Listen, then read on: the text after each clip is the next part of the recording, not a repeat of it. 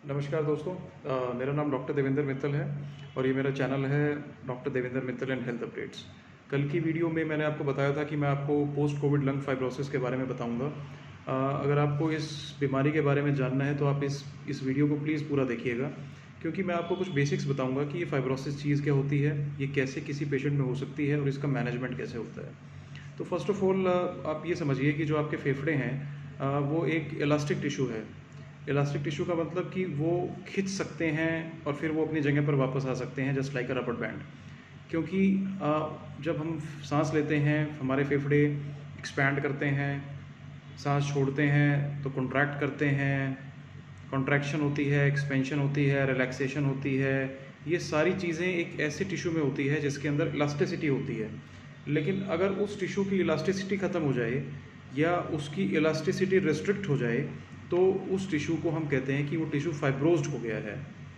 आमतौर पे जब आपको कहीं चोट लगती है तो चोट लगने के बाद स्किन में खासकर तो उस चोट की हीलिंग के बाद आपको वहाँ पर एक दूसरी स्किन आ जाती है जो कि आपकी ओरिजिनल स्किन से मैच नहीं करती और वो कुछ खिंची हुई स्किन होती है। इसका मोस्ट कॉमन एग्जांपल मैं देता हूँ बर्न वाले पेशेंट्स के अंदर, जिनको पोस्ट बर्न कॉन्ट्रैक्चर्स आ जाते हैं, उनको वहाँ पर खिंचाव हो जाता है उस स्किन में।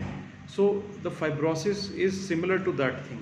अगर आपके फेफड़े में कोई इन्फेक्शन हुआ है जो कि कोविड में हो जाता है, जिसे हम कहते हैं कोविड रिलेटेड या कोविड एसोसिएटेड निमोनिया, जो ARDS कर देता है, आपको एक्यूट रेस्पिरेटरी डिस्ट्रेस सिंड्रोम कर देता है। और उसके बाद जब आप रिकवर कर रहे होते हैं तो जो पैचेस होते हैं जहाँ पर इन्फेक्शन हुआ है, उन पैचेस में एक प्रोपेंसिटी होती है कि वो फाइब्रोटिक चेंजेस उनके अंदर आ जाएँ, उनके अंदर फाइब्रोसिस हो जाए।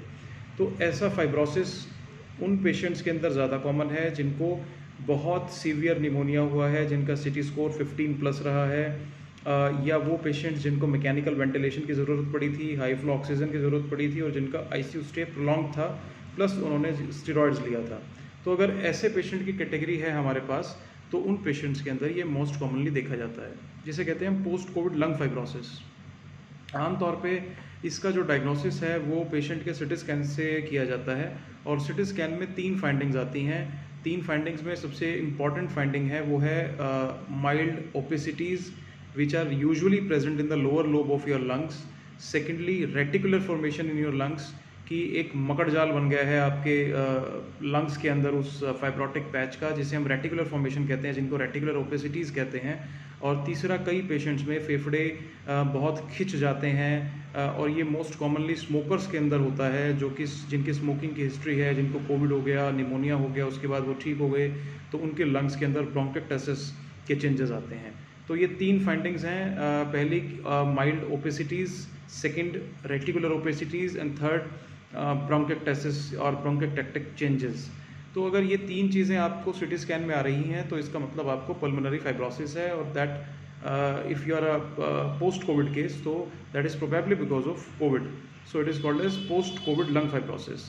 अब इसमें सिम्टम्स क्या आते हैं? सिम्टम्स ये है कि पेशेंट को चेस्ट पेन रहेगा, वेग पेन रहेगा, जब वो सांस लेगा तो पूरा सांस उसको नहीं आएगा, सांस थोड़ा खिंच के आएगा। सैचुरेशन भी उसकी 92-95 के अराउंड रहेगी, कभी भी वो 95 से ऊपर नहीं जाएगी। और कई पेशेंट्स में खांसी फाइब्रोसिस की वजह से रहती है और एक्सर्शनल डिस्निया हो जाता है, मतलब वो थोड़ी देर चलेंगे, सांस चढ़ जाएंगे, देखेंगे उनकी ऑक्सीजन सैचुरेशन 90 से नीचे जा रही है और फिर रेस्ट कर रहे हैं तो वो ठीक हो जाती है। तो ये सारे symptoms post covid lung fibrosis के हैं। अब पोस्ट कोविड लंग फाइब्रोसिस को हमने मैनेज कैसे करना है? देखिए, अगर आपको फाइब्रोसिस हो गया है तो अगर वो माइल्ड फाइब्रोसिस है तो वो रिवर्सिबल है, बट अगर आपको इंटरस्टिशियल फाइब्रोसिस है, इंटरस्टिशियल डिजीज़ में वो कन्वर्ट हो गया है तो दैट इज़ कम्प्लीटली इरिवर्सिबल। वो एक परमानेंट डैमेज हो जाता है और उसमें जो ट्रीटमेंट स्ट्रेटजी है वो बहुत अलग है। एक फेनेडॉन के नाम से टैबलेट आती है, वो हम पेशेंट्स को यूजुअली रिकमेंड करते हैं।